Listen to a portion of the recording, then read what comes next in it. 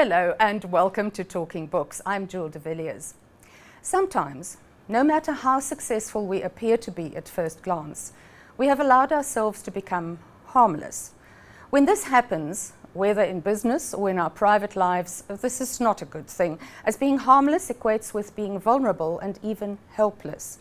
We need to face the world head on, and for this we need to be dangerous. My guest is Erik Kruger, an international speaker, executive coach, podcaster and author with a master's degree in executive coaching. And he is here to tell us more about his latest book, Dangerous, Be the Threat to Your Threats. Erik, welcome. Thanks for joining us. It's Phil. So good to be with you again. So early in the book, you tell us about how you came to write the book. And that is you were working with one of your clients, a CEO. And you came to the realization that he had reached a point in his life where he had become harmless. And one would think that a person at that level wouldn't reach that point. How does that happen? Yeah, I think one of the biggest threats that we actually face in our day-to-day is the threat of success. Is that very often things go so well in our lives that we start taking our foot off the pedal, that we kind of become blunt instruments. We're not working on refining our skill anymore. We're not waking up. I often see people like you look at their day-to-day, their routine, like they wake up, they're running, they're meditating, they're journaling, they focus, they prioritizing what needs to happen in their day. But then as they get more successful, it's like the practices that made them successful just starts slipping. They just let them go very slowly over time. And then at some point you realize, well, like there's nothing to me anymore because I've stopped developing myself. I've stopped focusing on what made me formidable before, that what got me to here. And then it's almost too late. Like by that time, you've already slipped into survival mode and you need to start from scratch to reconfigure this pattern of thinking, feeling, and acting that's going to help you to be more formidable again, to get you back to the level that you need to be at. I'd like to talk to you about two things from that comment that you just made, and that is survival mode, number one, and the other one is complacency.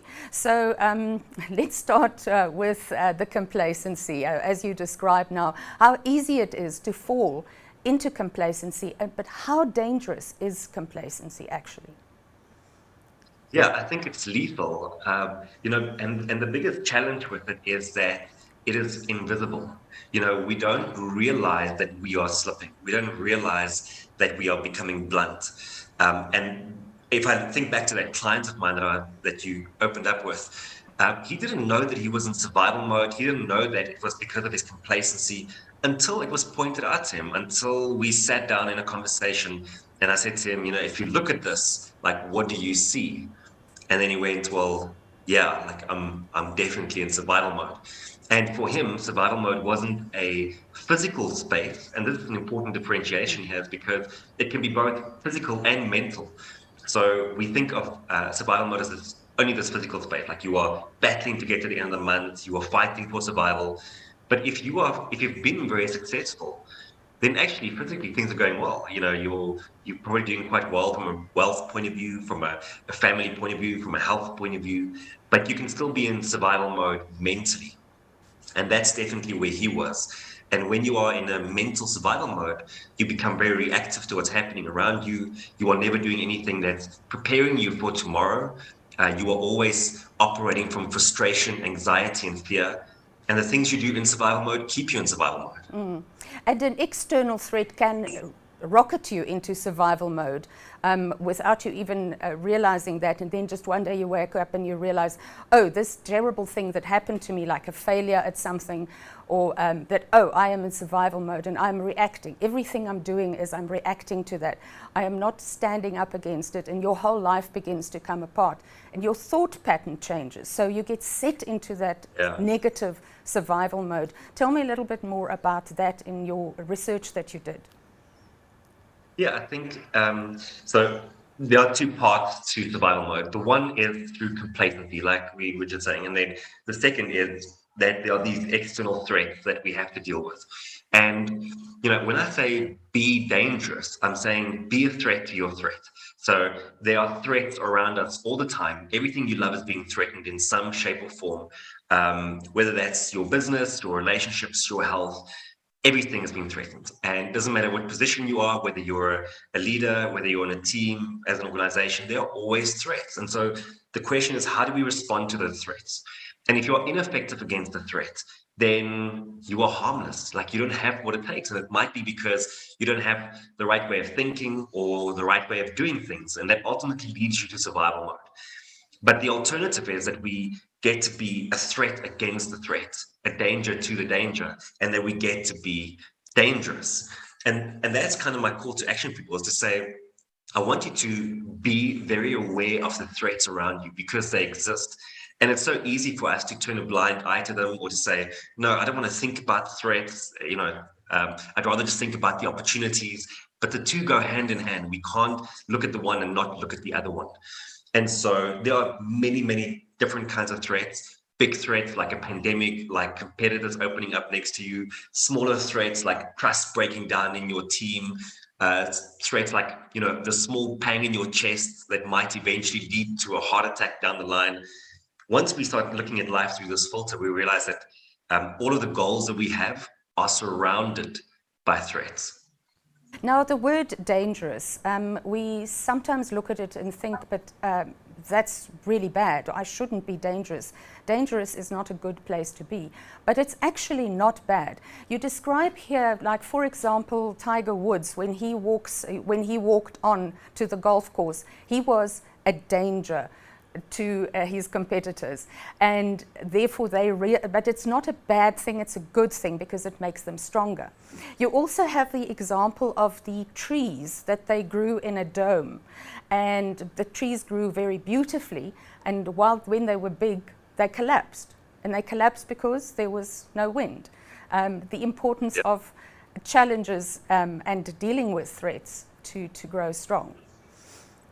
Yeah, it's so funny because my dad sent me a voice note a bit earlier. He listened to an interview that I did about the book earlier this morning. And he's like, I like your Tiger Woods example, but I think what you need to really tell people is that in South Africa, it's Cheslin Colby, right? Like, when he has the ball in his hand, he's dangerous because we know he's going to, you don't know what he's going to do. He might change the game. And I thought it was it's very apt. Like, that's exactly what it's about, is that when we look at sports stars and we speak about the sports world, we speak about people being dangerous all the time. And what we mean by that is that they have a specific set of skills, a way of looking at the game, of pattern matching, experience that makes them very formidable, that makes them dangerous in that specific domain.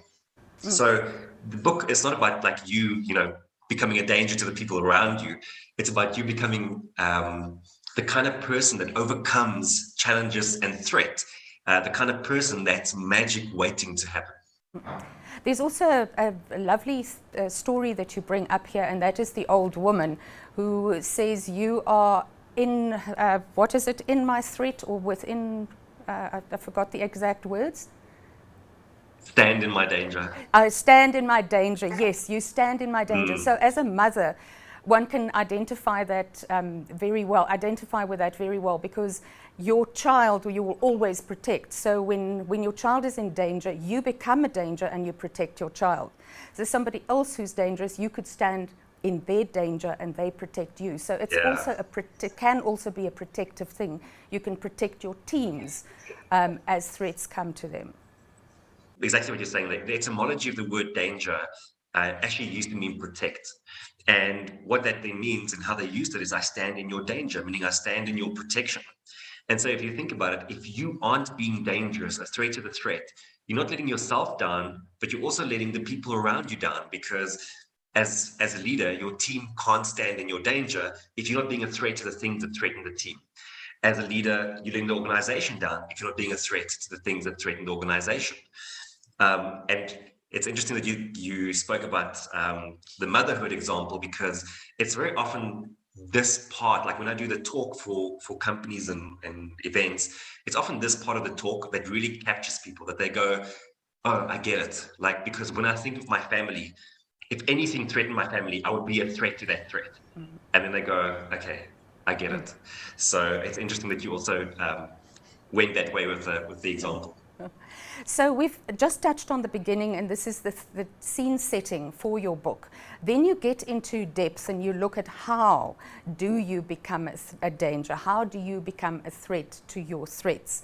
So you set a strategy. All of the chapters following this then helps you build on that strategy. For example, like you were saying earlier, the thinking, the feeling, the acting parts of how you behave in the face of threats. And then there's also the planning. I think you start with planning. Let's look at the planning bit. Yeah.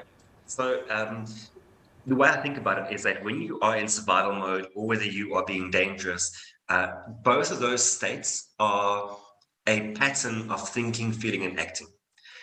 And if you pay attention, then you'll start noticing what your pattern is. Like, what is your pattern when you are in survival mode versus what is your pattern when you are at your best, at your most formidable?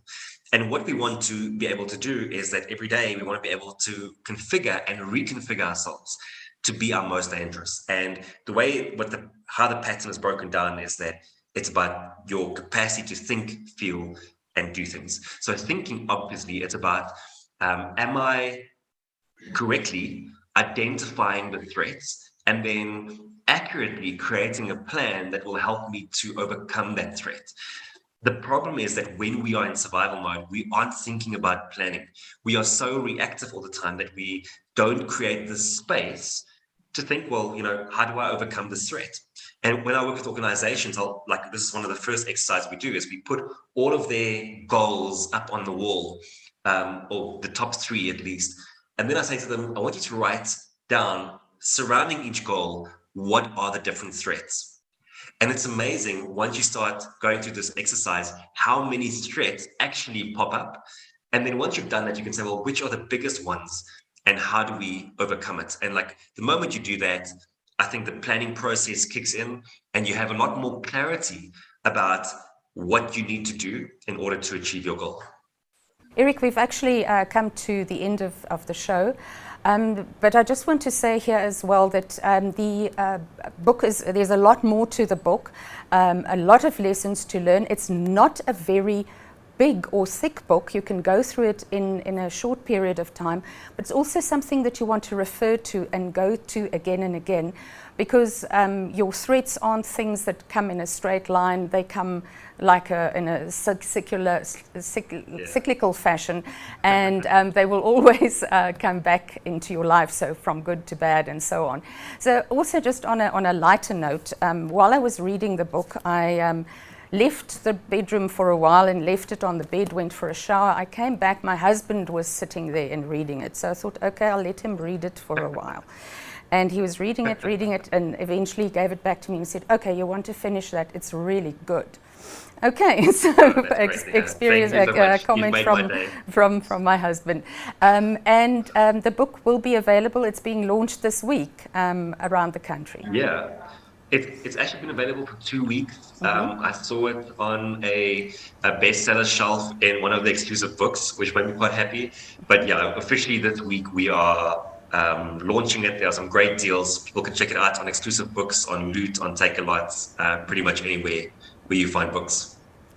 Okay, thanks, Erik. So Erik Kruger is an international speaker, executive coach, and author, and the book we discussed today is Dangerous: Be the Threat to Your Threats. It's published by Tracy McDonald Publishers. And thank you very much for watching. Thank you again, Erik, for joining us. Sure.